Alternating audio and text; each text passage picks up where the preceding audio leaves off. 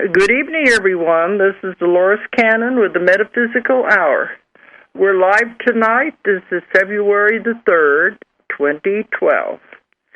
And we just got back from our cruise. That's why we weren't on last week. And it was really nice to have some downtime after all this traveling. And we're getting ready to do some more traveling. So you'd like to have a little time when at least you don't have to be lecturing, giving classes, and answering phones and doing emails. So it was nice to be on the ocean for a week anyway. Mm-hmm. Okay. Well, tonight I'm going to be answering some questions that some of the readers and the listeners have sent in by email. So if anybody out there wants to call in and ask questions, this is a perfect night for it, because we're just going to be discussing a lot of different topics, and we'd like to have some input from the rest of you. I think that makes it interesting. So if anyone wants to call in, it's 1-888-627-6008. 888-627-6008. And that's the toll-free number if you want to call and ask questions. Okay. See, we're going to be here for another this week and next week. Right. And then we take off again. We'll be gone for a whole month. I'm giving a class in L.A., and that's from the 13th through that whole week. Yeah, we only have like two or three positions left in that class, so it's really getting full. Yes, it's filling up very quickly. It's almost sold out. It's going to be a big class. Yeah. But, I think we told you we used to have a 3-day class, and we've changed it to 5 days now because we've added some time for the people to practice on each other. Right. We didn't do that before. We just had the class and turned them loose, and they were supposed to practice afterwards. Right, go practice, and that's one of your biggest barriers in any class, anything new that you teach, is that you're reluctant to go try it. There'll be a certain percentage that are gung-ho, and they'll do anything, but there's lots that don't. And I mean, when I was studying the energy work, it took me 3 years to practice for the first time. That's a long time. That's a long time. And I didn't think, I was scared to death because I had built it into something, and I just wouldn't do it. And so, and then with this technique, we found that also people are reluctant to go out and put it out there that, okay, I can do this, or I want to practice, or whatever. And so then it builds into something that they're afraid of. So it's like, okay, we'll just hit it head on. We always tell them to go practice on your friends and family because they're there, and they usually are, say they want to be a guinea pig. And so we tell them to do that, but then they are afraid to go out and do it on anybody else. And then I've had some that have taken the level 2 who are still afraid to try it. They want to get more information and more information before they attempt it.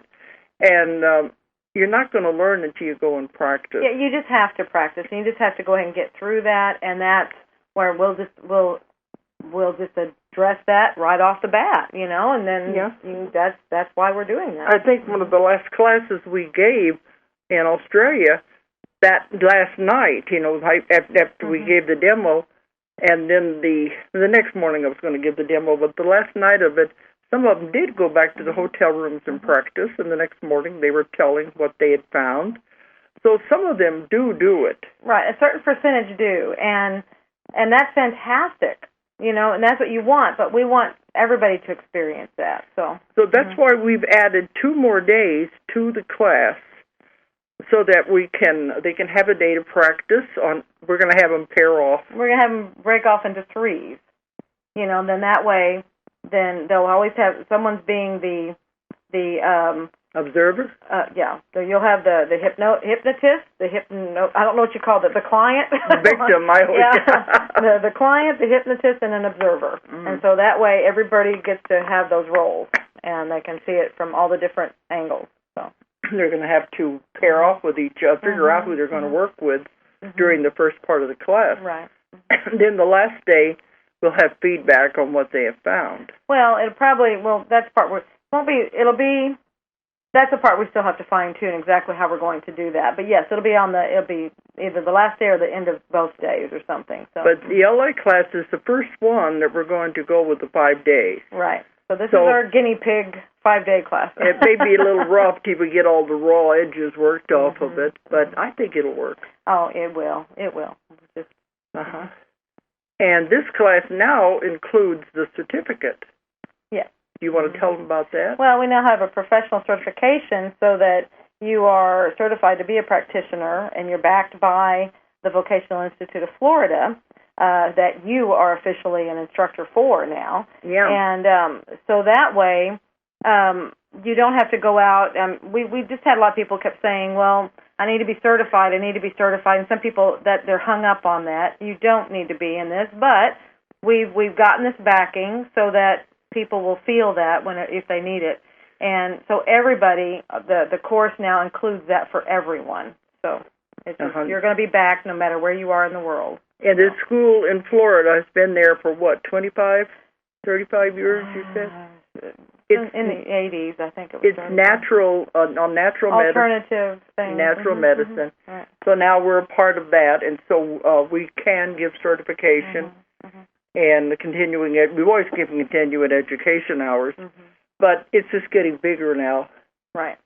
And more official, if you want to put it that way. Well, it's part of, and that's the other thing is we've created now an entity for the school. I mean, it's an official school now. Your whole teaching.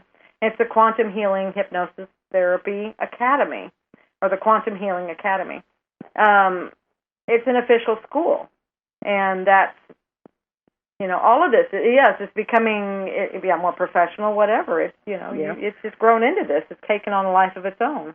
Well, the ones who have taken the classes over the years, they are still, they were authorized to be a practitioner, and it always takes practice on anything, and so they can do it. It's just this gives it a little notch up, a little more. Right. It's the backing. So it's just the backing. Before that, it's like they've never had any problems. Just some people within their states, they feel like they have to have it or they do need it. So it's there now. Yeah, and this certification is good all over the world. All over the world. Yeah, so people were asking us at the classes, what about their states, and it's supposed to be good everywhere. Yes. In other countries too. So this is going to be a big step forward. It doesn't matter where they are. Now there's a lot of countries. It's like Russia was asking me, saying they don't think they need that. That's fine. If you don't need it, you don't have to have it. Don't go for it. But now it's included with the class. So that you're going to get it whether you need it or not. Well, there's always some people that take the class that aren't even going to ever use it. Right. They just do it out of curiosity, or they may just do it among people they know, and that's okay, and they don't feel they need certification. But we've had many, many now who have taken the class that are making this their profession, their way of life. Right. Because they're having wonderful results. Absolutely. And it's a bona fide career. Yeah, because they are having the same results that I'm having. Right. And it's be a very rewarding career because look at all the help you give people. So yeah, and it's really wonderful to see the results that you have. And but this class, the next class is going to be in LA, and that's the 13th through that February through that week. Actually, it'd be the 14th through the 13th is the level 2 class. We're having the level 2 class first. We always do that so that people won't want to take them both. We want them to practice. They want to take them both, but this will not allow them to. They have to practice before they take the level 2. So otherwise, it's confusing. They get too much information, and it's it's not that it's that. It's just they don't get the full benefit of the level 2 if they have not practiced. That's really what it is. It's not that it's too confusing. It's you do not get the benefit because the true benefit is in everybody sharing their experiences. And then you understanding what other people are getting because you've practiced yourself. Well, if you haven't, then none of that is of value to you, and you've missed the whole point. So. Because then they know, the ones talk about the problems they're having and some of the things they've questioned. And it's better that way if we have the level 2 first. Yeah. And then we have the level 1. But anyway, that's the next one is in L.A. Right. Then from there, I think it's the 19th, it's the next week, we go to Kona on the Big Island of Hawaii, and that's a beautiful setting there, right by the ocean where we're going to have the class. Right. And that is the same way. It's going to be a whole week. Right, yeah. That's how all the classes are now. So we're going to have time to kind of smooth off the rough edges by this time. Right. And then Julia's coming back, and I'm going on to Shanghai, and we're going to be having a class there, which is always a little more difficult because you have the translation. It makes it take longer. So we'll see how that's going to work. Mm-hmm. Then I was supposed to come back, but then they asked me to come down to Singapore, and we were just at Singapore in October and gave a class there, and they said, can you just come back and do 1 day level 2? They had a whole lot of people that were interested. So I'll be coming down from Shanghai and just do 1 day in Singapore and then come home. So I'll be back here about the middle of March. Right. So we're going to be on the road again, and we're teaching a lot of people. And we are starting up with a forum. Do you want to tell them about that? Because these are the ones who, probably listening, have probably already taken the class. They might be interested in that. Right. Well, we had the forum for a while, and then we closed it down for a little bit to give our moderators a break because the one had been working 3 years nonstop, 24/7. Bless her heart. She went to bed with that phone. She was always taking care of everything.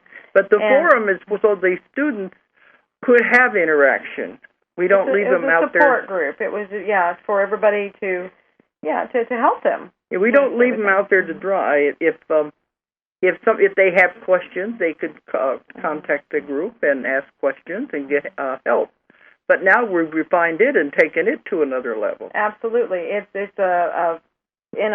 wasn't a Yahoo group, but then it had a lot of limitations.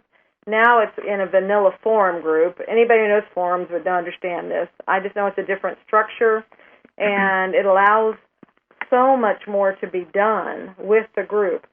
And a lot of the things that are different, there's still going to be the interaction among everybody. But now it's actually a form of continuing education for the practitioners because you're coming in, they have questions, kind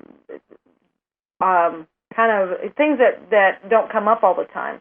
So, and then plus they have in there too, they have frequently asked questions.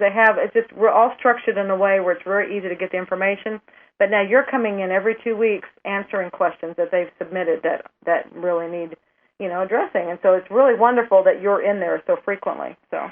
I'll back up a little bit here. We were talking about our moderator, Candace, who did a tremendous job. But like she said, she was really overworked, and she did it out of a labor of love. Absolutely. But she has been doing this a long time with the technique, and she knew what she was doing.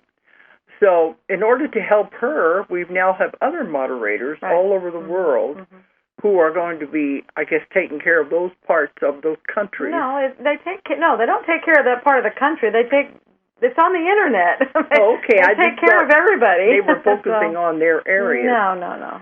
But this way, it takes the pressure off of one person. We have several. And these are all some that have done lots and lots of cases and have been doing it long enough that we think they know how it's done. And they're absolutely a wonderful support system for the practitioners. And now Candace is the director of the whole thing, so because she definitely knows how the whole thing works. And they will be able to answer most of the questions. But if the questions come up that are not the frequently asked ones, and if they have cases they have trouble with and don't understand, then we will always answer them. Right. But we've just started this now when people are sending in some questions that are a little, difficult. They're a little more than the average practitioner will get, and they wanted me to answer those. So we've been filming. I think we told you, we built like a studio up here right next to the publishing company office in the warehouses. We built like a little TV studio. And so we can film there. So we are filming the questions and the answers, and those will be on this forum. Yes. And all that's going to start up very soon, isn't it? Yeah, they've already launched this week. They launched the new forum, and they're inviting everyone and to come in. And this is only available to graduates of your class of the quantum healing. Yeah. And so they're coming in now. Now, as far as the videos, yeah, they have like a beginning one, and then they'll put them up every 2 weeks, because every 2 weeks you'll be answering questions. So. Okay. They would like it more often than that, but we had with us traveling and everything, exactly. and we have so much to do. It's really hard. Right. Oh, I had something I was thinking about there. He was talking about that part. What was it? You can't read my mind. But anyway, if they it'll come back. It always comes back. But that's what we're doing now. This is growing, and it's taken on a life of its own. Mm-hmm. Every part of the company. Everything is growing. The publishing company is growing. We're publishing more and more books. They're having more, reaching more people. And the office in England has really... Yeah, I was just going to say, I'd like to put a shout out on the office in England. It had, the books finally arrived, and the flyers are out, so they've actually, yesterday, they started fulfilling the first orders there. So that office is officially in movement. So that's for people in Europe. UK, yes, UK. Europe, and the UK, and it's part of Europe, and because sometimes it costs more for postage to you order from the States. Right, especially since our postal rates just went up, so it will be a better deal just to order right from there. From that office in the UK. And they can be sent direct, and it'll be a lot better deal. Right. Yes, and then probably I'm going to venture out here. Probably within the next year, we'll have an office in Australia as well. That's just a given that that has to be another location. We have so many practitioners in Australia, but then also we have a lot of people that want the books, and it is hard because of the shipping. Right. And it could cost more money to have it that way. Yeah, so that's where the UK office is kind of a model for us to figure out how to do this, and then we'll set up the other one. And we may have other sites, who knows? I'm not limiting our growth. No, because it is growing and everything is changing. We started doing this because to try to keep me from traveling so much. Right. Because these trips are not easy when you're on the road continually for so many months at a time. And we thought if we could turn the TV studio into like live streaming. Right, and that is where we're going. We'll start doing online classes. We're going to work toward launching that maybe in May. That's my goal. We'll see how close we get to it. And then maybe also even having put lectures out there, of, like shorter ones maybe, or something that will start feeding onto the internet, maybe through our site. We'll figure all that out. But yeah, it's a way for you to reach out there without having to physically go all the time. So we're trying to work it some way that I can do the classes. I'd like to be able to see the students, and maybe we can fix that up to where I could see the ones who are taking the classes, and we can have interaction with them. But the way things are going nowadays, the computers, the internet, the new technology age is moving so fast that nothing is out of the realm of possibility anymore. Right. But that would be easier on me than have to do those 10, 12, 14-hour flights. Those are really hard. They're hard on the body, being in that pressurized cabin for so long. Right, and then this way you'll probably do just maybe 1 or 2 long trips a year, big trips a year, and then that's it. That's what we've got to work you back to, because it is. You've been out there on the road a long time, so we need to change it. And there are so many countries that want me to come and give the classes. That's why we're going to China for the first time. Right. My books are in Chinese, but I've been to Hong Kong and Singapore, but I've never been on mainland China. Well, this will be the first time for Shanghai. Right, and then also in the fall we'll be doing class in Helsinki and in Germany and Italy. See, those are all new areas, so that's where we're really trying to look at other areas. So. So it will be spreading out. But if you want to know about these classes, you can check on our website, and it has a list of all these things. Right. You want to tell them which website you want to DoloresCannon.com. That's easy. Well, that's one that has all the lists on Okay, it, you moved over to that. Well, yeah, right. The other site will tell you to go to DoloresCannon.com. It'll link you over it, so you might as well. That's the easier one to remember for your things anyway. So okay, then it has the list of the schedule. You just go, the button will say hypnosis classes. We can't make it any easier than that. Okay. So. The other schedule has to do with the lectures right. and all of that. Right. Because even though we are reaching huge crowds of people at our lectures, this will reach even more. Reach even more, and that's our goal, is to reach even more. Mm-hmm. Without you having to physically go to all these spots, we'll just reach out with the Internet. It's amazing. But we used to say it would be nice if we could be like Star Trek and just beam me up, Scotty, and then just be there. You don't have to spend all that time on the plane. Right. Well, this is one way of doing it. We haven't got to that point yet. But pretty close, though, with this. Well, we'll just project a holographic image of you.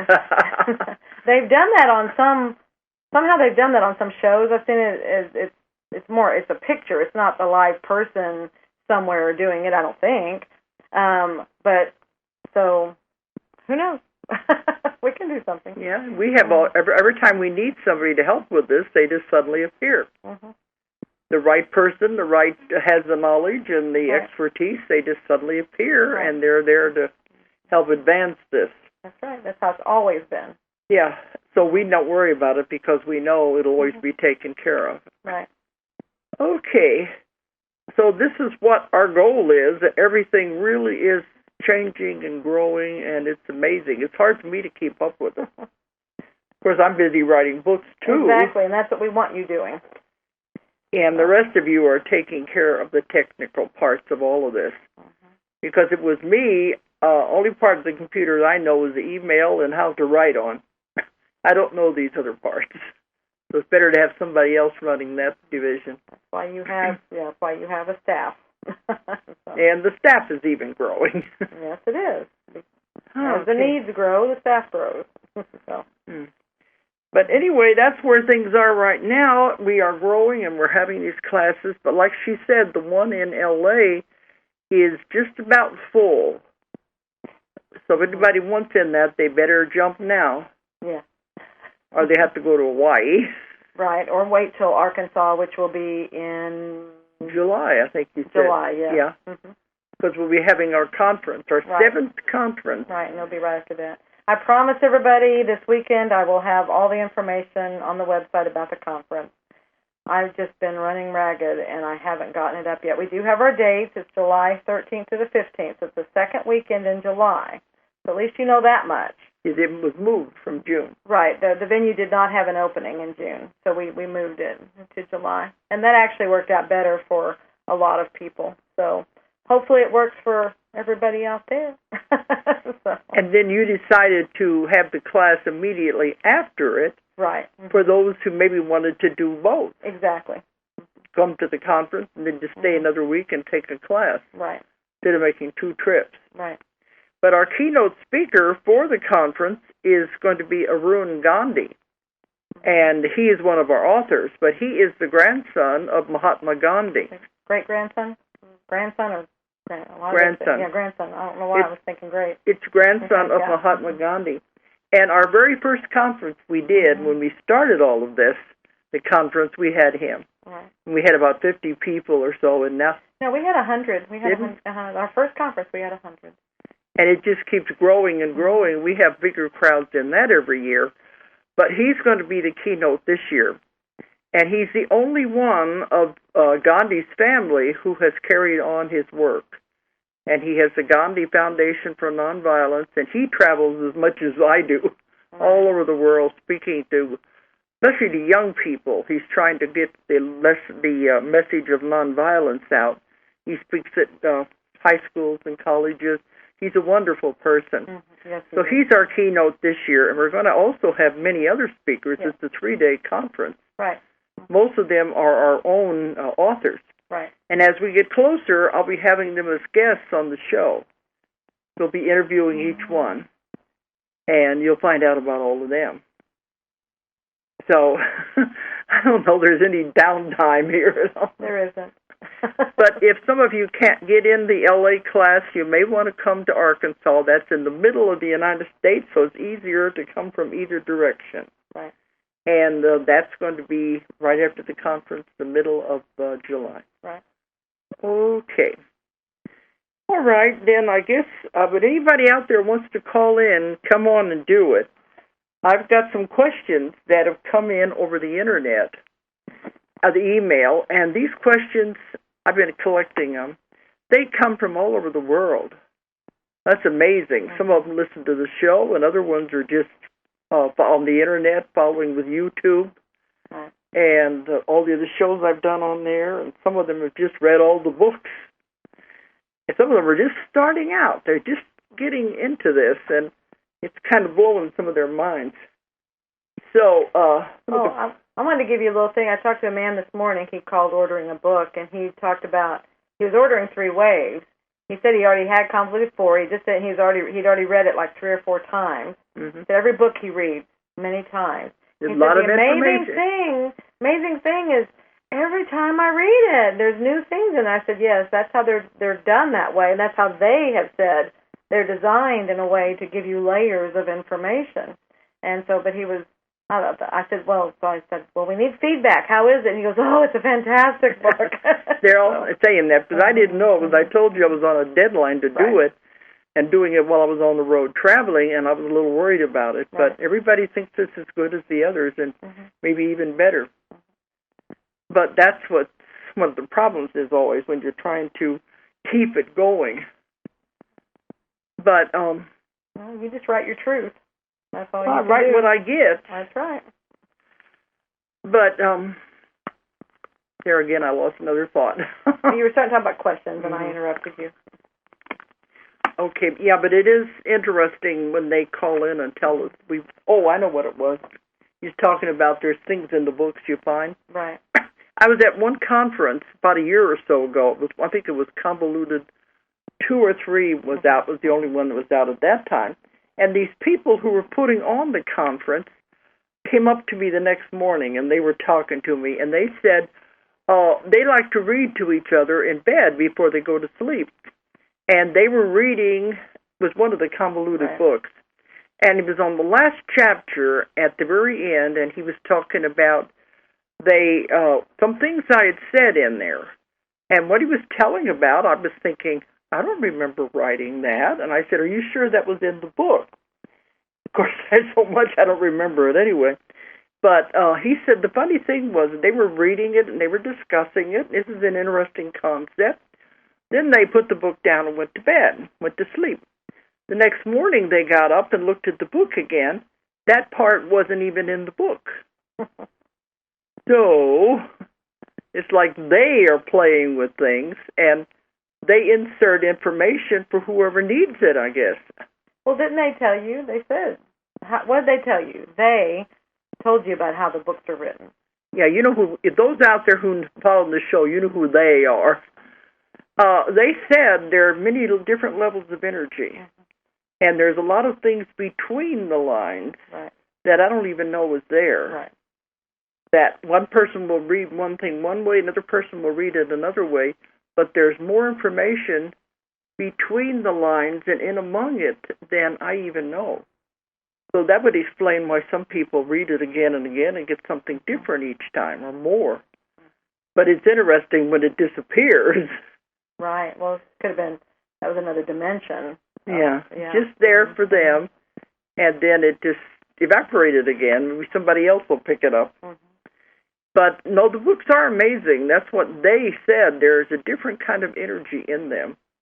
And people, when they hold them even, they're getting that energy transmitted to them. Well, since I got back, too, I'm still doing clients in addition to everything else, and the information keeps coming from them. And I've been doing other radio shows. I'm doing a lot of Skype videos and audios. other people are asking me to be on, so I don't have very much downtime when I'm not doing anything. But I know one of the shows, they were asking about reincarnation and karma. Even this young man last week, or was before we went to on the cruise, the one man was talking about the part with Michael in the book where his he was a woman and he was murdered by her husband, and in this life she came back as her father. His father. His father, because he murdered him in that life to give him life again. And on one of these shows, they were asking about that. Do you ever have people change roles around like that? And this is very common to come back with the same people, and that's what karma is, trying to repay whatever you've done in the other life. Doesn't always mean you killed me, so I got to kill you. That keeps the wheel of karma going. But I just had a case in this last week was like that. This man, his mother and father, his father was, I think he was very old when he was born. He was 25 years older than the mother, and she had several children by him. And so she stayed with him, till he died, and he died in his 90s. Well, we went to regression, and in the regression, the same family, the father and the mother, and this client was a little boy. And in that regression, the mother killed the husband. And then, she threw the body into the ocean or something, so she never wasn't discovered, and she just kept on living the rest of the life. But it was to show they came back in this life, the karma was between the husband and the wife. So they were husband and wife again, and the karma was between them. But you see how it's done. She didn't get out of it this time. She had to take care of him for many, many years until he finally died. So that's called the soft way. Rather than killing them, you have to be with them and take care of them. So it's really interesting the way these karma and relationships all interweave. I have many of them like that, where they change roles. You're not always going to come back with, maybe you were very much in love with your husband or your wife in another lifetime. You think you're going to come back in the same role. Next time they may be your mother or father, or your daughter or son. It's just whatever part they want to play. That's the interesting thing about it. Right. But some of the clients, this is a new idea to them, a new concept when these things come up in the session. Okay.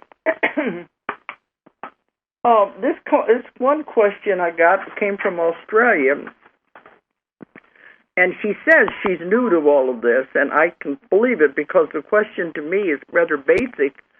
And see, that's the thing. In some of my books, be some information, and then there will be other information in other books. And unless you're reading them all, which some people say they are, all 17, you may not find the answer right away. Right. But it's in there somewhere. I just have to remember it all. But this one did say she just found out about the work.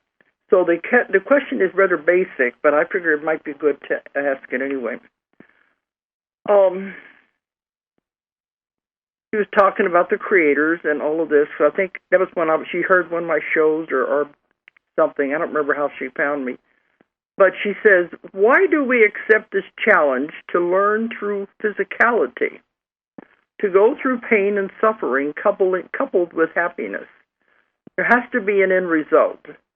If in the end we are going back to where we came from, is it simply to appreciate what we have because we know what it's like to be separated?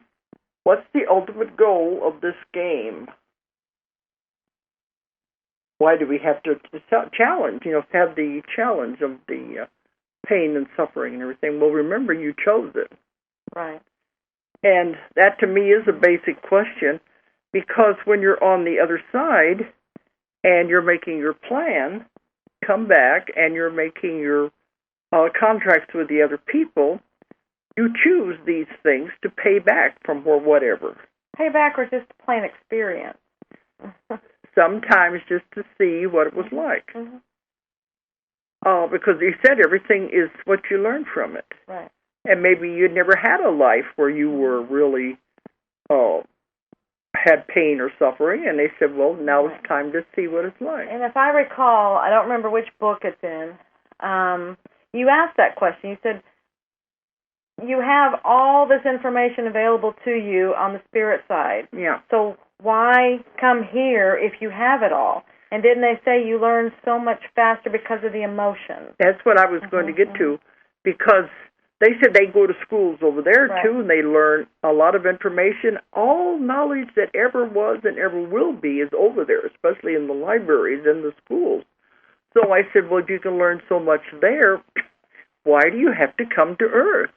Because it's harder, and it's denser. It's a lot harder to live in the physical body, and then you forget. And they said because you learn faster. It's like book learning versus hands-on. Like if you went to college and was studying chemistry, you might read the books and think you understand it, but you don't really understand it till you go in the laboratory and start mixing the chemicals and really doing the work. The same way with working on an engine of a car.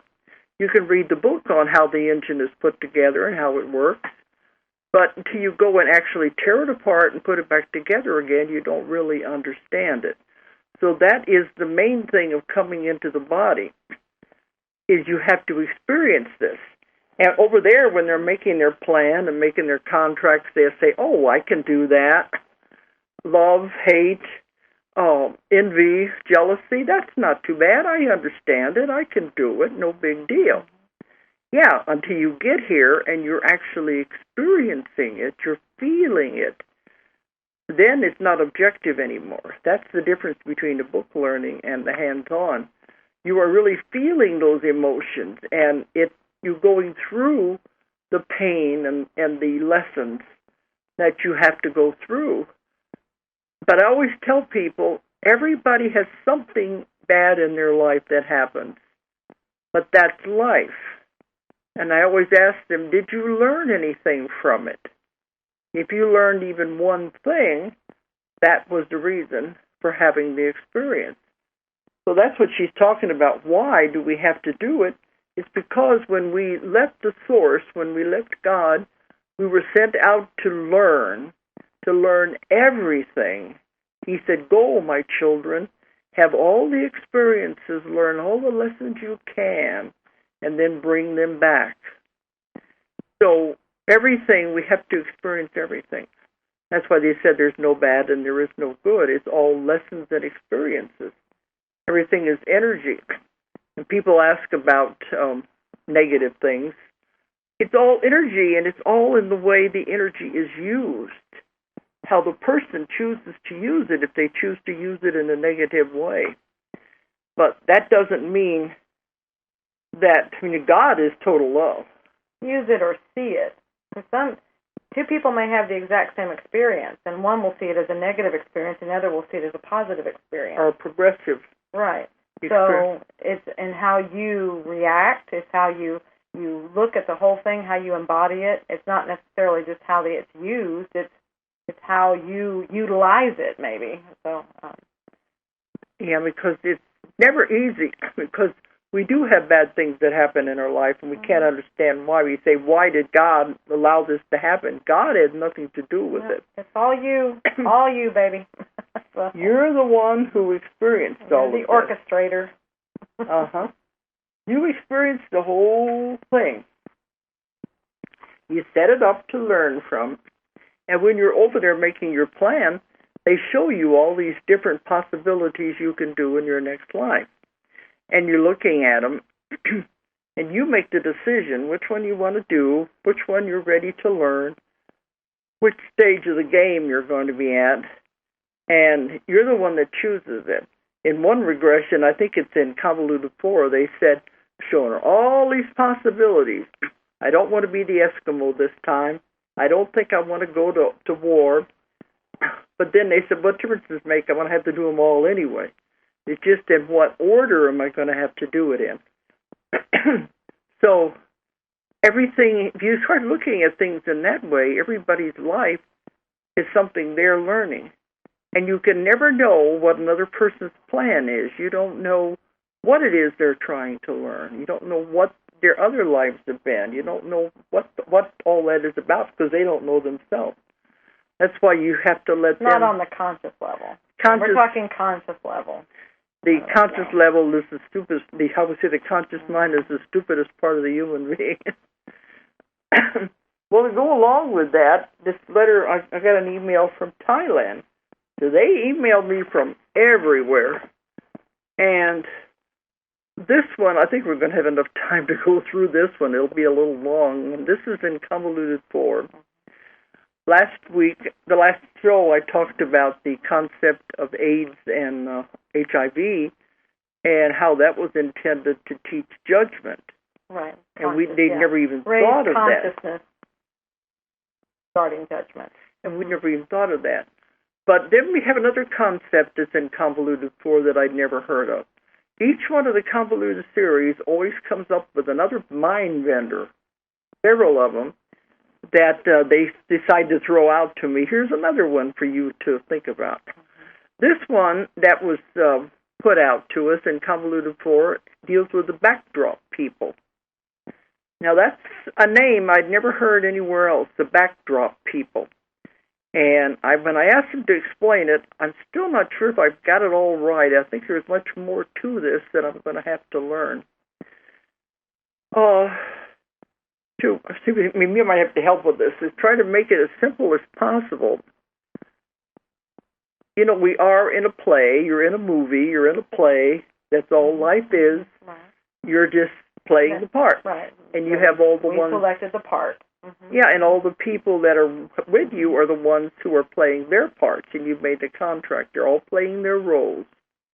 Well, they said when you cast a movie, you have all these other people that are called the backdrop people. They are the ones that are the extras that are hired on for the movies, the ones that just fill the background. They're usually, you see them in movies where they're just milling around, you know, they're just there for atmosphere, I guess you would say. They don't really have a speaking part, or they're not a main character. Well, these are the backdrop people, are the ones in your own life who are just there. There are crowds that are all around you everywhere you go. If you go into, I said now then every time I go into an airport or a mall or anything where there's a lot of people, like on that cruise ship, I kept thinking, gee, look at all the backdrop people. That they're there to just fill this space, I guess you would be. This was a little hard to understand because they said these people are not real people. Now, that's the mind bender. They said they're energy. Everything is energy. And that these people are just energy in forms. And they're just there for your play, your movie, your interaction. But then I think you asked me, we've done some discussion on this because this can get pretty deep. You asked me, well, what happens if you talk to one of those? You interact with them. Does that bring them out of the background? In a movie it does. Yeah, you give them a little speaking part or something. Now they're more than just an extra. Did you say that one you were in the airport in Boston? It was in it wasn't Boston. Philadelphia. It was Philadelphia. You had something happen that reminds you of that. Yeah, I don't know because I'll get to that in a second. When you first start talking about the backdrop people, I was feeling like, okay, it's everybody, you are the star of your own play. You are the central figure. So in that respect, everybody around you is, an adjunct to that, and you'll have your background. So it's like, in essence, we are background to somebody else. But then you said, no, when you wrote the book, it came out, and the exact description of it wasn't quite like that. So I'm still trying to wrap my... But you have your other main characters in your life that you have cast in those parts. Right. But the others are just filling space. Right. Well, it's all an illusion anyway, so I guess it's along that line. It's just we create how we want it to be anyway. But yeah, that trip to... I was going to Boston, and I was held up in Philadelphia. And It was a trip. I wasn't really sure why I was going on it. I was going to see a speaker, and I wasn't real clear in my head. I was just going because someone else recommended it to me. And so I was like, okay, I'll just go. I'll just see. Not fully invested in it, you know. And usually I know what I'm going to be doing, and that one I didn't really. I mean, I knew I was going to this, but didn't really know why. So I'm going. So then we get to Philadelphia, and everything's just stopped. I mean, everything. All flights are stopped. Nothing's flying out, and Boston, nothing was flying out of there either. So there was just no movement whatsoever. Everything was just stopped. And I thought, well, shoot, I'll just see if, you know, maybe I can get on a flight in the morning. And they're like, no, nothing. Those flights are already booked. There's not a flight until tomorrow evening. Because the ones that are held up. Right. It's like the next evening was the first flight. Well, that means I've missed half of what I was going for. I thought, well, that's not going to work. I'll just stick it out and wait. So I'm just sitting around the airport. I mean, everything is stopped. And that was just the strange. It was for rain or something. But and so I was sitting there doing crosswords or something. And all of a sudden it came to me, you know, what, you know, there's a reason for this. Why have you created this? And so I was like, oh, I need to look at, I created this. Why did I do that? And so I started thinking about how I had been thinking about the trip, and I realized I was in a limbo about it. And so... Not sure if you wanted to go exactly, or not. I was totally in a limbo and didn't know what I wanted with it. And... so I did this, you know, I created a limbo. Right, I created a limbo where nothing is moving. And so I thought, okay, well then I changed my thoughts. I said, well, no, wait a minute. Look, I really want to go see what this person has to say. I would like to see what they have to say. You know, I don't have a problem with that. That's why I'm going. I want to see that. I just, you know, I just don't know them. That's why I'm not sure about it. But I do want to go. And so then about 15 minutes, I got up and went back over to the gate to see if there's anything. Well, they had shifted gates on me, and then they're like, okay, but now go because they're loading now. So I went, and I got there. Sure enough, they're calling them, and everything's moving. And I thought, well, that's interesting. And then you were like, well, and then I'm thinking, well, what else, what did these other people, you know? Okay, I created this. I see that. Well, what did they do to create it? And then that's when we were talking, well, maybe they were just your backdrop people. So doesn't mean this is a hard concept. But let me read, this just came in just this last week from this, one of my fans, I guess it is, in Thailand. I won't even attempt to pronounce her name. Look at that. It's longer than your name.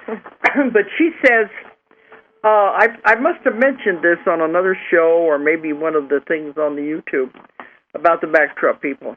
She says, when Dolores mentioned backdrop people, I feel that I may need to share my own information. For example, the Japanese tsunami that hit with the earthquake. The first time I saw this news on TV, a voice in my head told me this is only an example. Okay. That's interesting. And I know that I have to watch and learn from this event. Because that's what they say. It's not real if it's not in your world. Right. Now, then the next, she said, I am in India, seeing all the disabled and poor people every day. And something came into my mind that this is to show me the sufferings so that I can learn and develop my mind.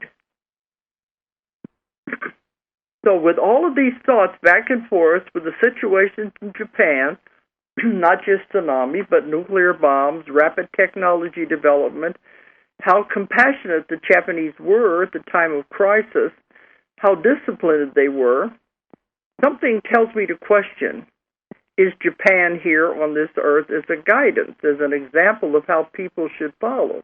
Well, she sees in Thailand, very close. The people in India, are they there to teach us about suffering and to let go of materialism and ego and be more compassionate to one another? So that's looking at things, everything that happens has got a reason. Right. What are you learning from it? You created it. Yeah, and sometimes it creates fear. If you see these things, oh, what if it's going to happen here or something?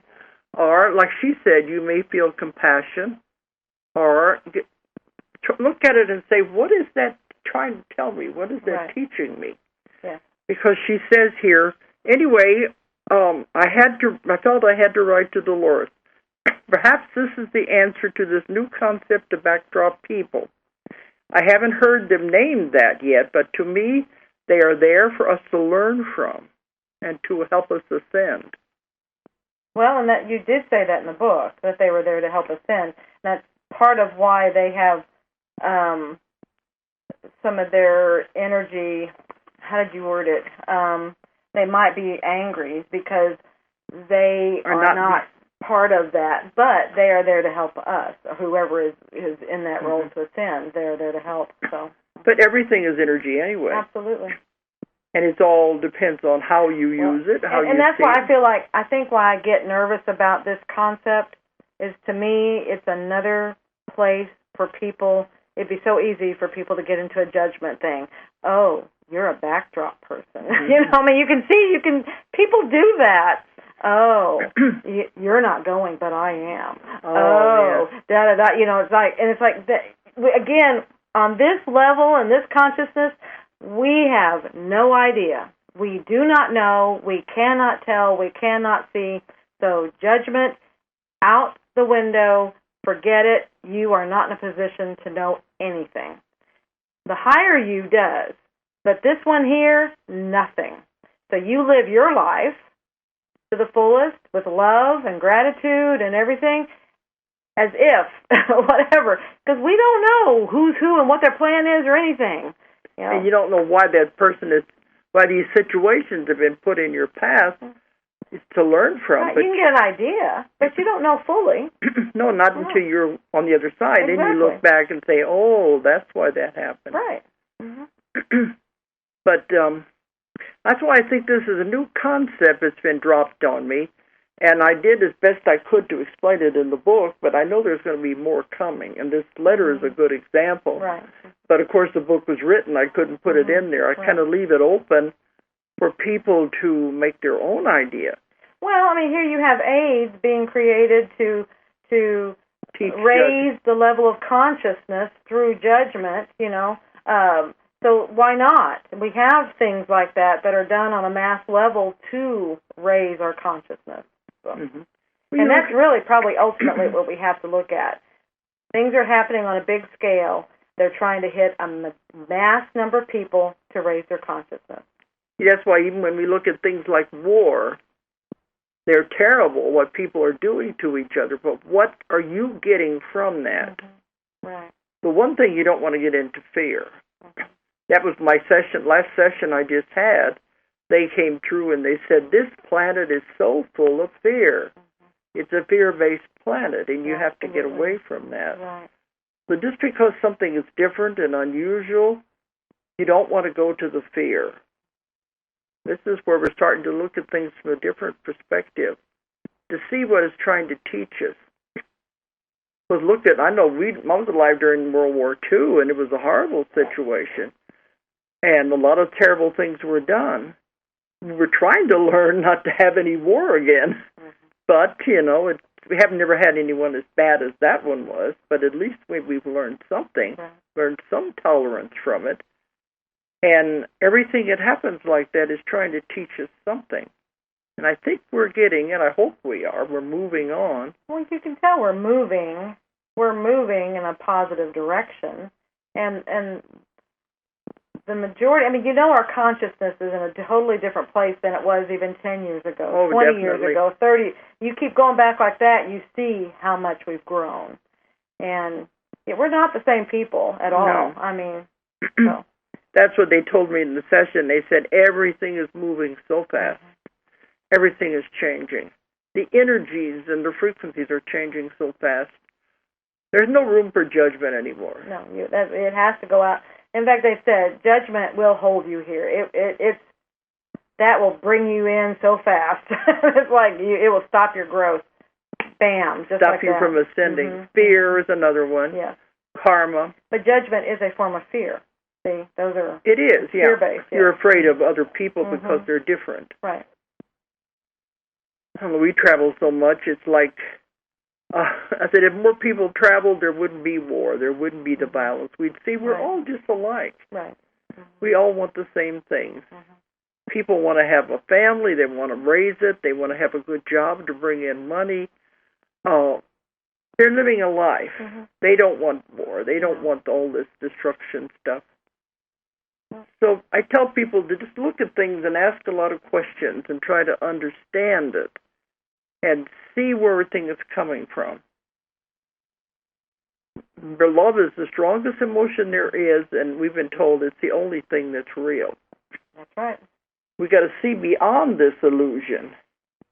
So the idea of the backdrop people, now every time I'm in a crowd, I'm thinking, they're all backdrop people. Because if you notice, sometimes they seem oblivious to you. They just going around doing their own thing. Right. It'll give you something else to think about. As I said, in my books, I like to throw out mind candy, something for you to chew on and to just think about it. But then you got to put the book down and go back to your regular life. So it's just something, an idea. Who knows what it will spark? Right. Okay, we're coming to the end again. That was pretty fast. So we'll be back next week before we leave on our trip again. So we'll be back here next week. Anybody who wants to call in is welcome to. I don't know what we're going to talk about. Probably some more questions that have come in. But anyway, thanks everybody for listening, and good night. Make it great. If you enjoyed the show, check out more of our other videos and be sure to subscribe and click the like button. Thank you for listening to the Metaphysical Hour with Dolores Cannon.